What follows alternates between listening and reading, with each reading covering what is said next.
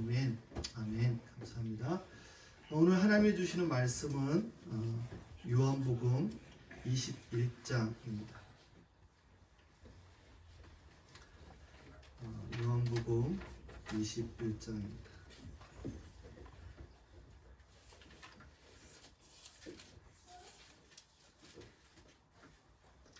요한복음 21장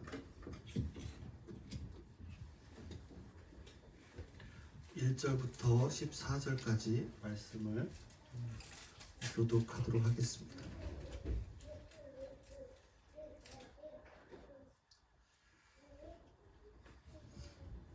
요한복음 21장 1절부터 14절입니다. 제가 먼저 읽고 여러분들이 교독하겠습니다.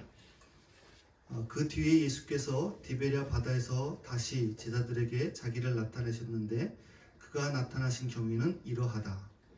시몬 베드로와 쌍둥이와 베드로와 갈릴리 가나 사람 제자들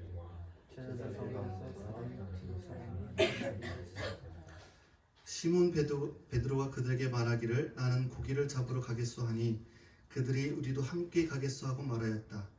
그들은 나가서 배를 탔다. 그러나 그날 밤에는 고기를 한 마리도 잡지 못하였다. 이미 동편을 내렸다. 그때 예수께서 바닷가에 들어가셨다. 제자들은 그가 예수님을 알지 못하였다. 그때 예수께서 제자들에게 물으셨다. 얘들아 무얼 좀 잡았느냐? 그들이 대답하였다. 못 잡았습니다.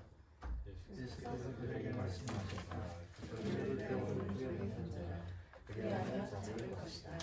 제자들이 그물을 던지니 고기가 너무 많이 걸려서 예수가 사랑하시는 제자가 베드로에게 저분은 주님이시다 하고 말하였다. 시몬 베드로는 주님이시라는 말을 듣고서 부섰던 몸에다가 겉옷을 두르고 바다로 뛰어내렸다. 나머지 제자들은 작은 배를 탄 채로 고기 같은 그물을 들면서 땅으로 나왔다. 그들은 길에서 백자 남을 집 밖에 떨어지지 않은 곳에 들어가서 고기를 잡고 있었던 것이다. 그들이 땅에 올라와서 보니 숯불을 피워 놓았는데 그 위에 생선이 놓여 있고 빵도 있었다. 예수께서 제자들에게 말씀하셨다. 저희가 지금 잡은 생선을 조금 가져오면 시몬 베드로가 배에 올라가서 그물을 땅으로 끌어내렸다. 그물 안에는 큰 고기가 153마리나 들어 있었다. 고기가 그렇게 많았으나 그물이 찢어지지 않았다. 예수께서 그들에게 말씀하셨다. 가서 아침을 먹어라. 제자들 가운데서 아무도 이 선생님은 누구이십니까? 주님이신 것을 알기 때문입니다. 예수께서 가까이 오셔서 빵을 집어서 그들에게 주시고 이와 같이 생선도 주셨다. 예수께서 죽은 사람들 가운데서 살아나시기에 제자들에게 자기를 나타내신 것은 이번이 세 번째입니다. 아멘. 잠시 영상을 보도록 하겠습니다. 하나님은 왜 실패를 허락하실까요? 실패를 좋아하는 사람은 없습니다. 하지만 인간은 태어나면서부터 실패를 통해 어른이 됩니다. 사람은 태어나서 평균적으로 2만 번을 넘어져야 걸을 수 있다고 합니다. 실패 없이는 걷는 법을 배울 수 없습니다. 그런데 예수님을 믿고 신앙생활을 하다 보면 우리의 실패가 더 이해하기 어려울 때가 있습니다. 성경에는 실패에 대한 이야기가 많이 나옵니다. 베드로는 절대로 예수님을 버리지 않겠다고 말했습니다. 이스라엘 백성들은 십계명에 순종하겠다고 말했습니다. 하지만 그들은 실패하고 넘어집니다. 이것이 인간의 무지함이고 어리석음입니다. 이스라엘 백성들은 할 수 있다고 생각했습니다. 베드로는 남들과 다를 거라고 생각했습니다. 우리는 실패 속에서 자기를 발견하고 알게 됩니다. 이 과정은 매우 고통스럽지만 그 과정의 끝에 도달하면 하나님 없이는 아무것도 할 수 없는 존재임을 깨닫게 됩니다. 그렇게 성도는 하나님 은혜에 대한 갈급함을 느끼며 가난한 마음을 가지게 됩니다. 이것이 사랑하는 자녀들에게 실패를 허락하시는 이유입니다. 우리는 실패할 수 있습니다. 그러나 하나님은 실패가 없으십니다. 하나님은 우리의 실패 속에서 우리의 전부가 되기를 원하십니다. 하나님이 전부가 된 사람, 하나님께 속한 사람, 하나님께 순종하는 사람은 실패가 없습니다. 보라, 오늘 이제 나는 온 땅이 가는 길로 가려고 한다. 너희 하나님 여호와께서 너희에 대해 말씀하신 모든 선한 약속들이 하나도 남김없이 다 이루어졌음을 너희는 너희 온 마음과 온 영혼으로 알 것이다. 모든 것이 이루어져 실패한 것이 하나도 없다. 아멘. 아멘. 하나님이 우리가 실패하도록 놔두시는 이유가 무엇일까? 그런 고민을 하는 그런 영상입니다. 제가 이번 주에 또 지난주에 이렇게 교회 예배드린 이곳을 또 오셔서 시간 내셔서 또 청소해 주시고 헌신해 주셨는데, 그러면 뒤에 짐을 이렇게 놓고 이제 커튼 봉을 달아서 이렇게 가렸는데요. 그 커튼 봉을 사러 가서 제가 어떻게 했냐면, 아내와 같이 갔는데 아내한테 이 사이즈가 딱 맞을 거야 라고 얘기를 하고 사왔어요. 그래서 근데 커튼도 다른 걸 사왔는데 그게 그 커튼이 안 맞아서 그거를 바꿔야겠다라고 해서 봉은 얘기를 안 했어요.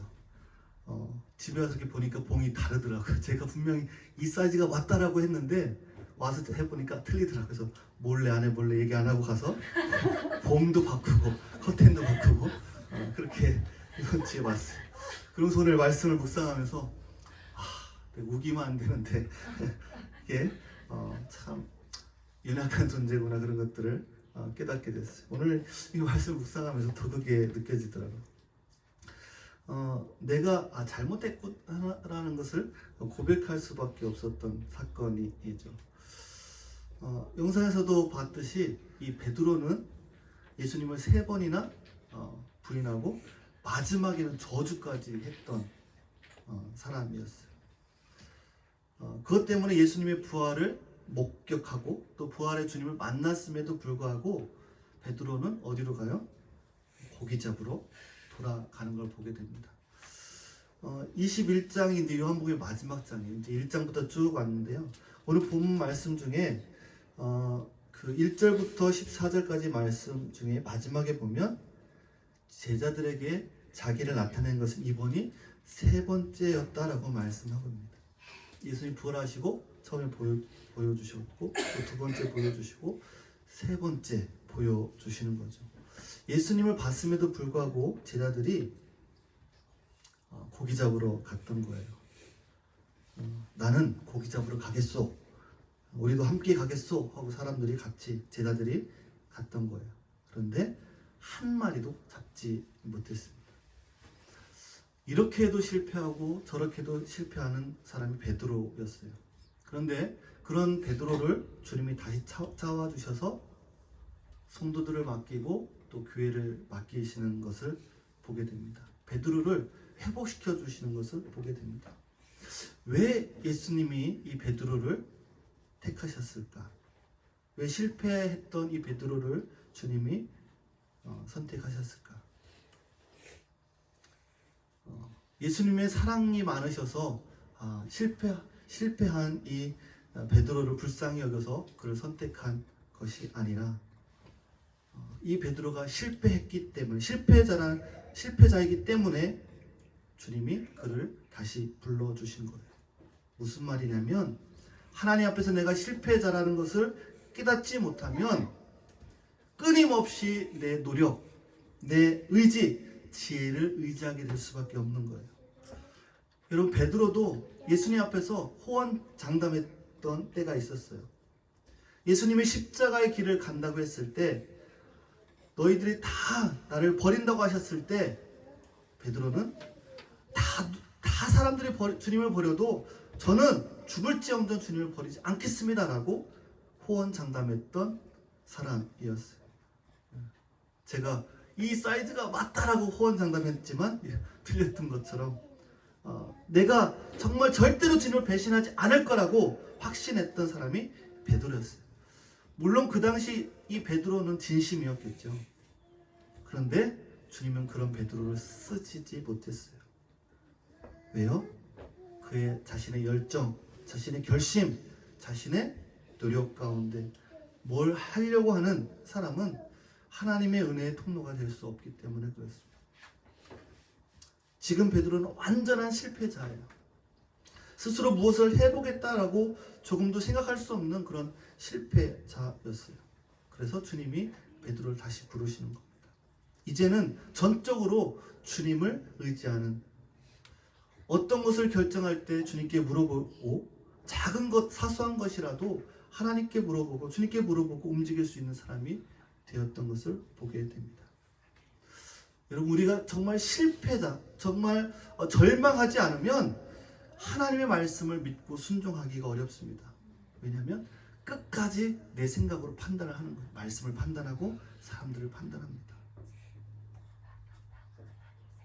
내가 인생에 실패할 때, 그 가운데 주님 아니면 안 됩니다라는 고백을 할 때, 그것이 은혜인 것이죠. 여러분, 우리가 두 번째로 우리가 주님을 사랑한다고 고백하는 사람을 주님은 원하세요. 예수님이 베드로에게 3번씩이나 물어보잖아요. 내가 나를 사랑하느냐? 그리고 내 양떼를 먹여라 라고 말씀하십니다. 양떼를 맡기려면, 목양을 하려면 주님을 사랑한다는 고백을 해야 할 수 있기 때문에 그런 거예요. 내가 나를 사랑하느냐? 베드로가 이 이후의 삶을 어떻게 살았을까? 베드로는 아마 사람들을 대할 때 지금과는 다른 그런 삶을 살았을 것 같아요.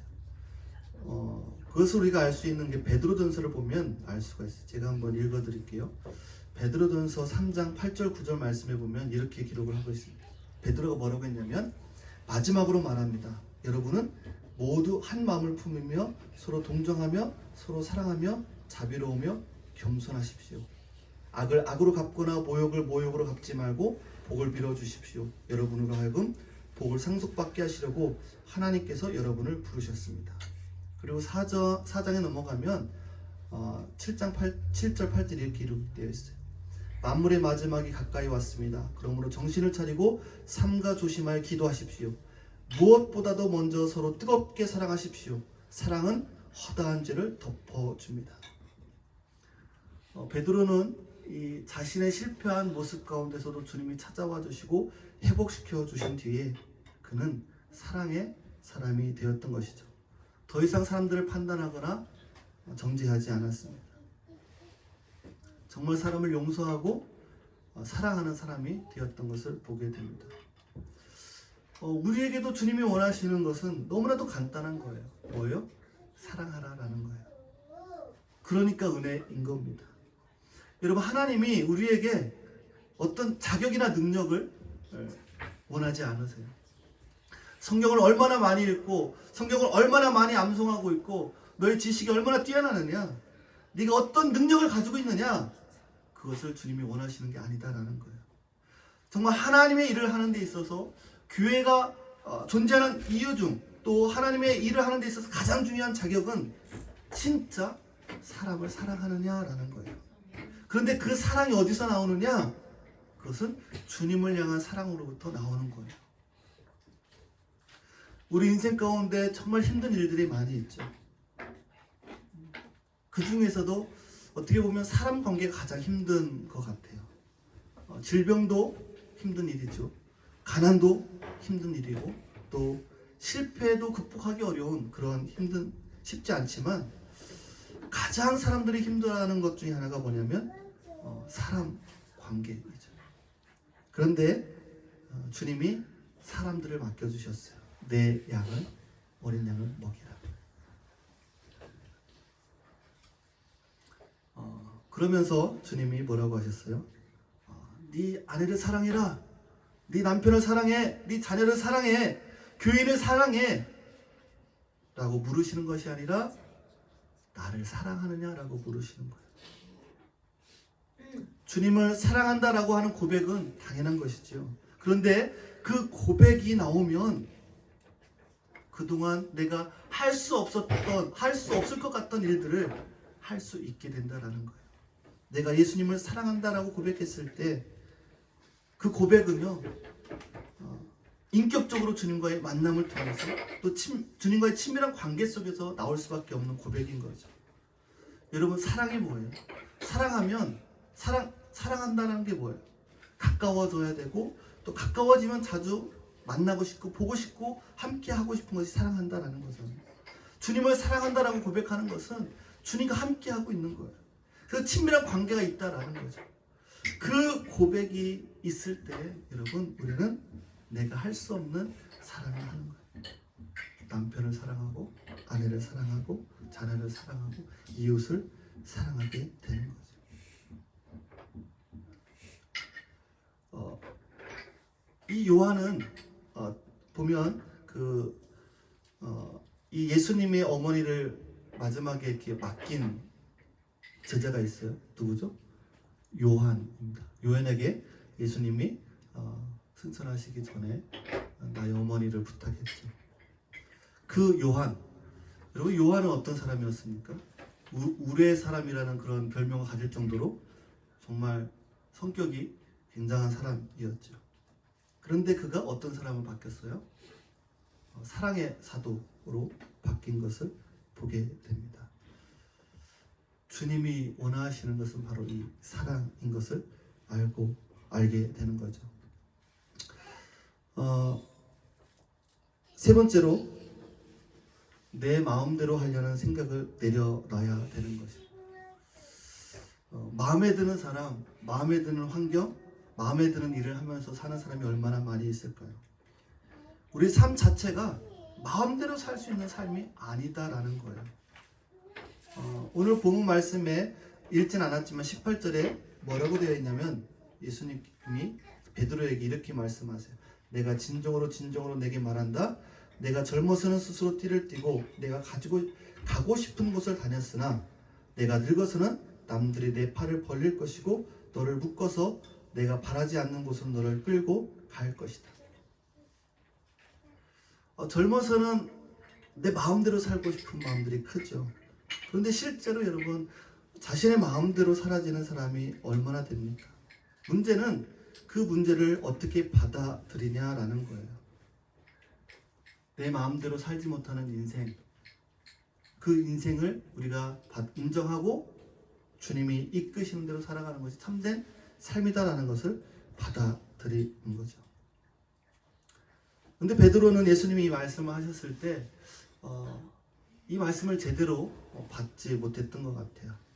20절 하반절에 보면 주님의 사랑 고백도 하고 이제는 네가 네 마음대로 살지 않고 주님을 따르는 삶을 살 것이다 라고 했는데, 베드로가 뭐라고 했냐면, 그 예수님이 사랑했던 제자 요한을 보면서 뭐라고 했냐면, 주님, 이 사람은 어떻게 되겠습니까? 라고 이야기를 합니다. 그러니까 주님이 뭐라고 그랬어요? 내가 올 때까지 그가 살아있기를 내가 바란다고 한들 그것이 너와 무슨 상관이 있느냐? 너는 나를 따르라 라고 말씀하십니다. 우리의 모습이 이 안에 있는 거예요. 뭐예요? 끊임없이 남들과 비교를 합니다. 교회 안에서도 늘 비교해요. 이 사람은 이렇고 저 사람은 저렇고. 그러면서 속상해하는 거죠. 실망하고 속상해하고. 네. 그런데 마음대로 내가 살지 못하고 내 마음에 들지 않아도, 내 마음에 들지 않는 사람이 있을지라도 속상하게 여기지 마시기 바랍니다. 왜요? 주님이 이끄시는 삶은요, 내 마음대로 살아가는 삶이 아니다라는 것을 여러분, 우리가 인정해야 된다는 것을 우리 오늘 말씀을 통해서 보게 됩니다.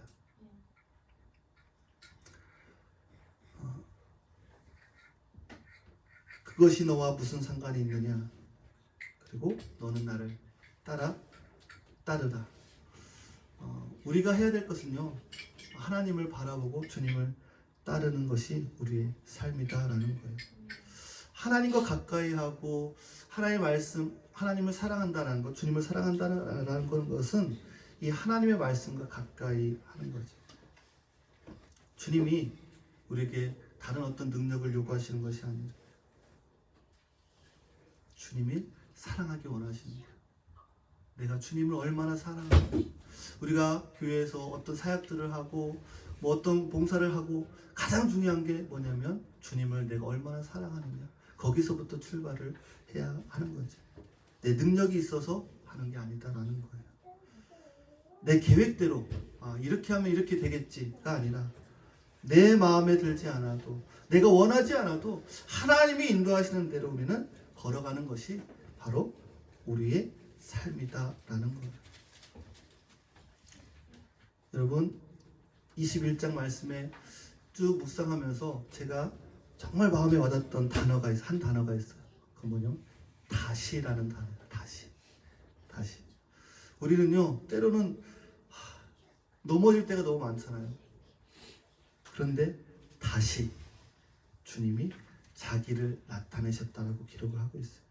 다시 우리가 넘어져고 쓰러져도 실패해도 주님은 다시 우리를 찾아오시고 일으켜 세워주시고 회복시켜 주십니다. 그 실패의 자리에 주님이 찾아오시는 거예요. 인생의 실패, 생업을 자신의 가장 잘할 수 있었던 생업 가운데 고기를 한 마리도 잡지 못했던 그 실패 자리에 주님이 찾아오셨어요. 또 대부분 숯불을 피워서 주님이 생선을 구워주시고 빵을 주셨는데 그 숯불은 어떤 곳이죠? 베드로가 숯불을 쬐고 있다가 주님을 3번 부인했던 사건이 있었죠. 숯불 하면 베드로가 생각이 날 거예요. 내가 그때 예수님을 배반했었지. 그런데 그 아픔의 자리, 실패의 자리에 주님이 찾아오시고 베드로를 회복시켜 주셨다라는 거예요. 우리 인생 가운데 여러분 실패하고 넘어지고 힘든 순간이 계십니까? 여러분 다시 주님이 우리를 일으켜 세우시고 회복시켜 주실 것입니다. 그 주님을 우리가 경험했으면 좋겠습니다. 시간 같이 한번 기도했으면 좋겠는데요.